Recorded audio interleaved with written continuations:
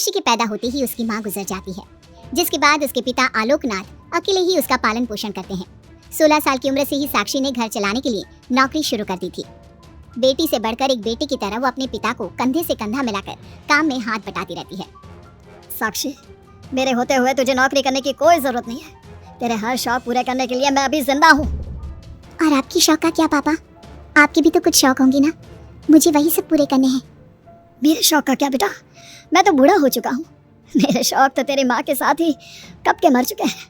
अब तो सिर्फ एक ही सपना है मेरा कि जल्दी से किसी अच्छे लड़के को देखकर तेरी शादी करा दूँ। क्या पापा, आपकी हर बात मेरी शादी पर आकर ही क्यों अटक जाती है? अगर मैं चली गई तो आपका ख्याल कौन रखेगा? इसलिए मैं आपको छोड़कर कहीं नहीं जाऊंगी। अरे बेटा, एक ना एक दिन हर लड़के को जाना ही पड़ता है, तुझे भी जाना तो होगा ही। अपने पिता की बातों से निराश होकर साक्षी अपने रूम में चली जाती है। पिता से दूर होने के ख्याल से ही वो फूट फूट कर रोने लगती है। कुछ दिनों के बाद, आलोकनाथ जी, हमारी नजर में एक लड़का है। उसके पास बंगला, कार, सब कुछ है। सुना है करोड़पति लोग है वो। आप कहे तो आपकी बेटी के लिए बात करूं? अरे लेकिन हमारे इतने बड़े परिवार में अपनी बेटी ब्याहने की हैसियत नहीं है। उन सब की चिंता मत कीजिए। उन लोगों को दहेज वगैरह कुछ नहीं चाहिए। वो लोग तो सिर्फ अपने परिवार के लिए गुणी और संस्कारों से परिपूर्ण बहू चाहते हैं। अगर ऐसी बात है तो आप उन लोगों से मेरी बेटी के बारे में बात कीजिए।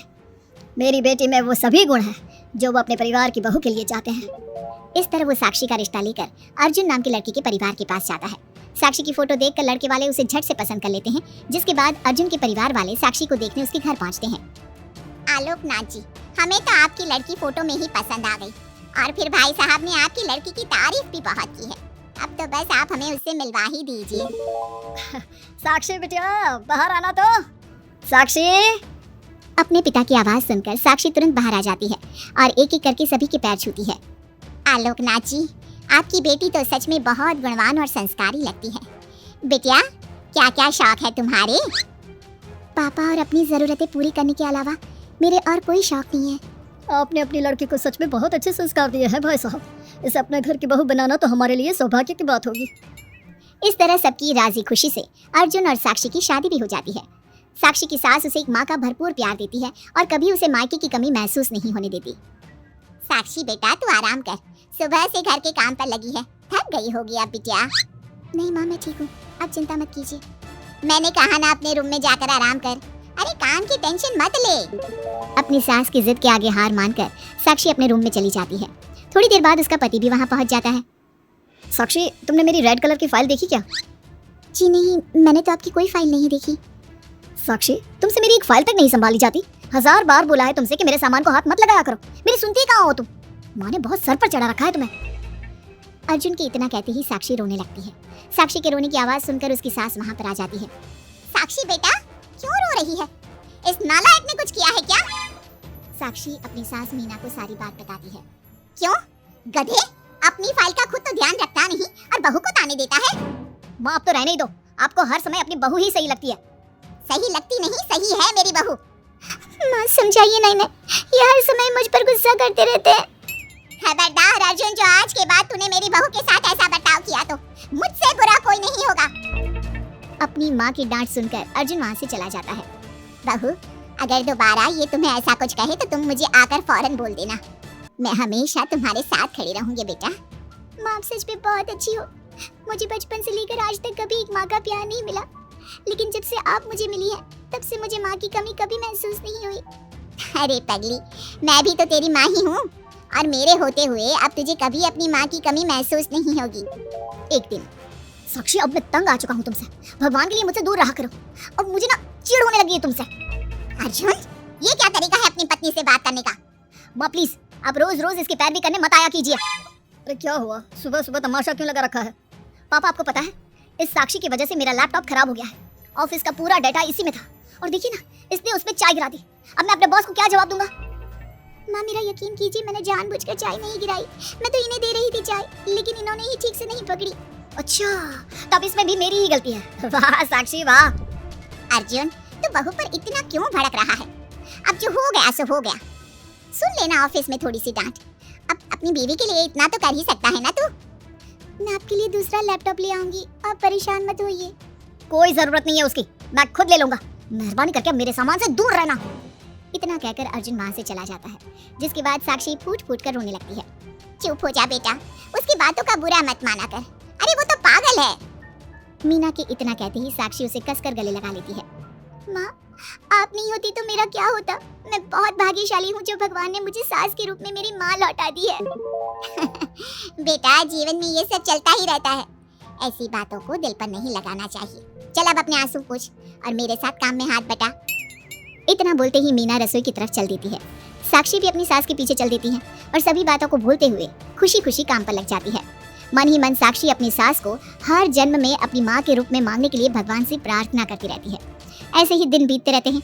मीना हर समय ढाल बनकर अपनी बहू के लिए खड़ी रहती। तभी एक दिन पड़ोसी, मीना, तूने अपने बेटे के लिए ये कैसी बहू चुनी है जिसकी माँ उसके पैदा होते ही गुजर गई? अरे ये तो कुलक्षणी है।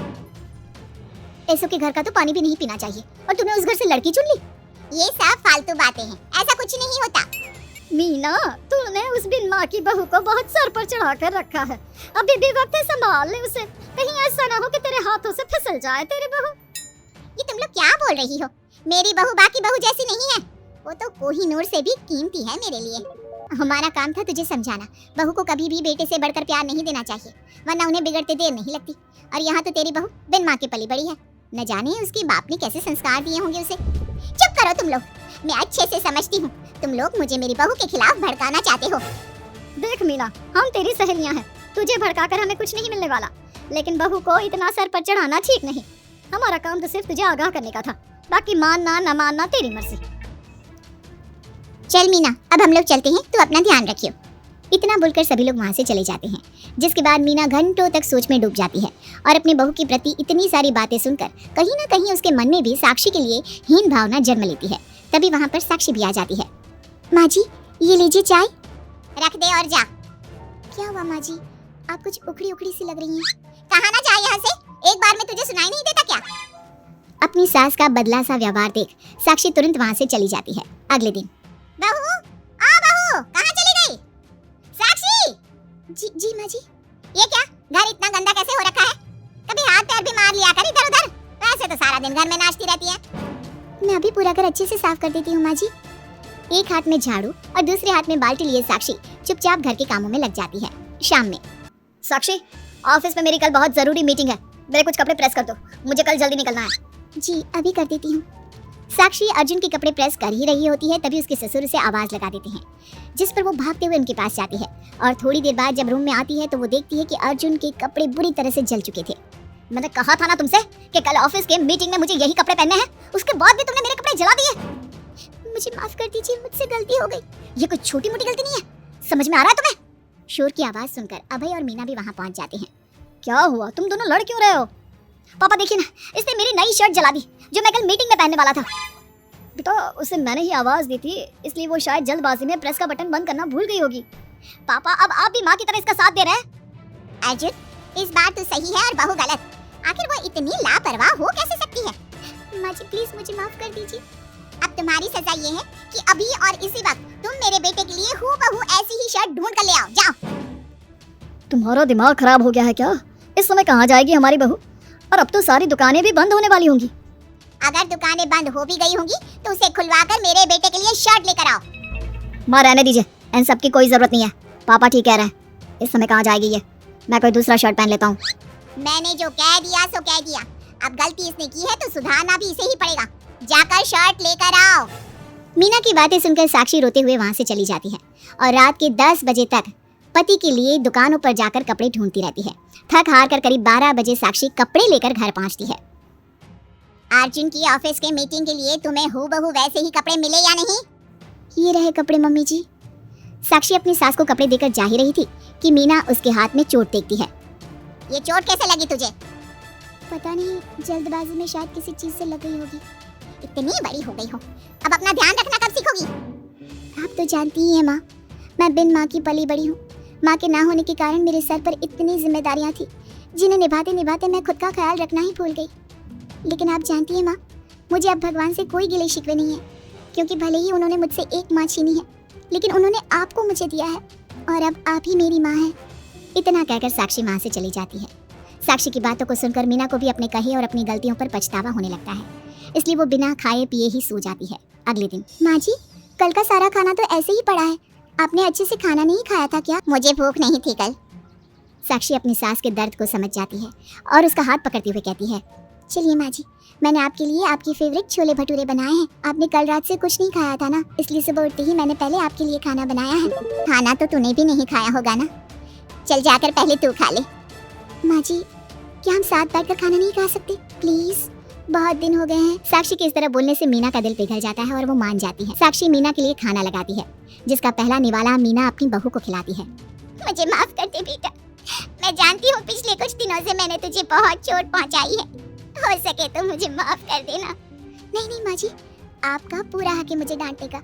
मुझे आपकी किसी भी बात का कभी बुरा नहीं लगा। अपनी सहेलियों की बातों में आकर मैंने अपने दिल में तेरे लिए नफरत पाल ली थी, लेकिन कल जब तुझे रोते बिलखते देखा तो मेरी ममता फिर से लौट आई। मुझे माफ कर दे बेटा, मैं एक अच्छी सास नहीं बन सकी। किसने कहा आपसे कि आप अच्छी सास नहीं हैं? आप तो वर्ल्ड की बेस्ट सास हो, और सच कहूं उससे भी बढ़कर बेस्ट बेस्ट बेस्ट बेस्ट मेरी माँ हो आप। इतना कहकर साक्षी अपनी सास को गले लगा लेती है और उसके बाद दोनों पहले की ही तरह हंसी खुशी साथ रहने लगते हैं।